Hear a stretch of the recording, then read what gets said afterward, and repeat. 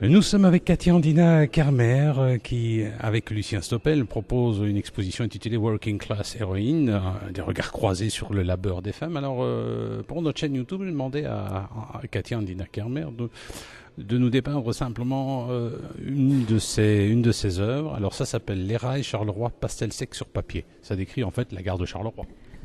Oui, en fait, il y avait un sous-titre qui n'a pas été renoté, mais ça s'appelle Les Rails Départ.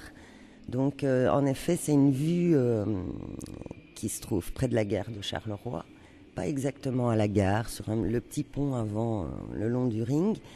Et ce que je pourrais dire, c'est que c'est un peu la vue qu'ont les gens qui viennent et qui repartent de Charleroi, avec toutes ces usines bien typiques de chaque côté. Et voilà, le fait, j'ai beaucoup travaillé à un moment aussi sur les rails parce que ça rejoint un peu le travail des poutrelles de fer et des mises en place qui m'intéressent dans les tableaux. Il a combien d'années? Vous l'avez fait quand? Ce tableau, il doit avoir 6 ans, 7 ans. Ça a encore changé depuis quand même. Oui, ça a sûrement beaucoup changé. Enfin, ça change tout le temps. D'ailleurs, celui-ci a été repeint en jaune. Tout à fait, c'est là ce qu'on appelle la tour Nexence. Hein. La tour Nexence, voilà, a été repeinte en jaune.